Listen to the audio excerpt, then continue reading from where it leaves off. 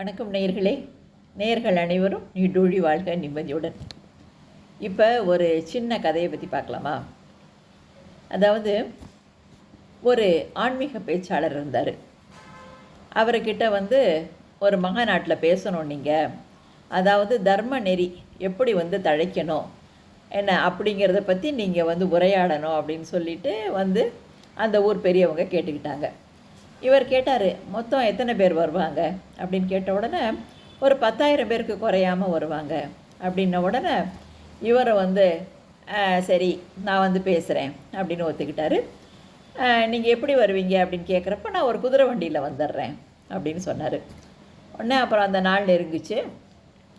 அன்னைக்கு மாநாடப்போ இவரை ஒரு குதிரை வண்டி அமர்த்தி போகிறாரு. போகிற வழியில் அந்த குதிரை வண்டிக்காரன்ட்ட தான் நிறைய இடங்களில் எப்படி பேசியிருக்கோம், எவ்வளோ கூட்டம் வரும், என்ன அவங்களாம் ரசித்து கேட்பாங்க அப்படிலாம் ரொம்ப ஆர்வமாக சொன்ன உடனே இந்த குதிரை வண்டிக்காரனுக்கு இவரோட பேச்சை கேட்கணுன்னு ரொம்ப ஆசையாயிடுச்சு. இன்றைக்கி தாங்க ஐயா நான் உங்கள் பேச்சை முதல்ல கேட்க போகிறேன் அப்படின்னோடனே அவரும் கேளு கேளு அப்படின்னாரு. அப்புறம் அப்படியே நெருங்க திடீர்னு மழை பிடிச்சிக்கிச்சு. அப்படியே மழை ரொம்ப அடமழையாக கொட்ட ஆரம்பிச்சிருச்சு. அந்த மாநாடு நடக்கிற இடத்துக்கு போனால் அங்கே தண்ணி குளம் மாதிரி தேங்கியிருந்தது. யாருமே வரலை. இவருக்கு ஒன்றும் புரியலை.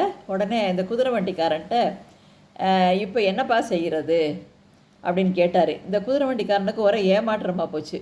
அடாடா இவரோட பேச்சு இன்றைக்கி கேட்க முடியாமல் போயிடும் போல இருக்கே அப்படின்னு சொல்லிட்டு அந்த குதிரை வண்டிக்காரன் என்ன சொன்னான்னா, நான் எல்லாங்க எப்படின்னா என்கிட்ட 30 குதிரை இருந்தாலும் அதில் 29 குதிரை மேய போயிடுச்சுன்னு வைங்க. ஒரே ஒரு குதிரை இருந்தால் கூட அதோட பசியை தணிக்கிறதுக்காக அதுக்கு நான் உணவு கொடுப்பேன் அப்படின்னு சொல்கிறான். சொன்ன உடனே இவர் சரி 10,000 பேர் இல்லைன்னா என்ன, இந்த குதிரை வண்டிக்காரன் ஒருத்தன் இருக்கான்ல அவனுக்காக நம்ம பேசிடுவோம் அப்படின்னு சொல்லி, நீ கேட்குறியாப்பா அப்படின்னோடனே தாராளமாக கேட்குறேங்கய்யா சொல்லுங்கள் அப்படின்னோடனே இவர் தயார் பண்ணிக்கிட்டு இருந்த அந்த உரையை அப்படியே முழுக்க நிகழ்த்துறாரு. இந்த குதிரை வண்டிக்காரனும் நல்லா கேட்குறான். அது ஒரு அரை மணி நேரத்தில் சொல்லாமல் ஒரு மணிக்கணக்கில் அவர் பேசி முடிக்கிறாரு. முடித்த உடனே சரிப்பா வா கிளம்பலாம் அப்படின்ன உடனே சரி போகலாம் அப்படின்னோடனே எப்படிப்பா இருந்தது என்னோடய உரை அப்படின்னு கேட்குறாரு. கேட்ட உடனே அந்த குதிரை வண்டிக்காரன் சொல்கிறான், என்ன அதாவதுங்கய்யா நான் சொன்னேன் பார்த்தீங்களா, 30 குதிரைகளில் 29 போயிட்டாலும் அந்த ஒரு குதிரைக்கு நான் உணவு கொடுப்பேன்ட்டு. ஆனால் நான் 30 குதிரைக்கான உணவையும் அந்த ஒரே குதிரைக்கு கொடுக்க மாட்டேன் அப்படின்னா. இவருக்கு பலார்னு கன்னத்தில் அரைஞ்சது போல் இருந்தது.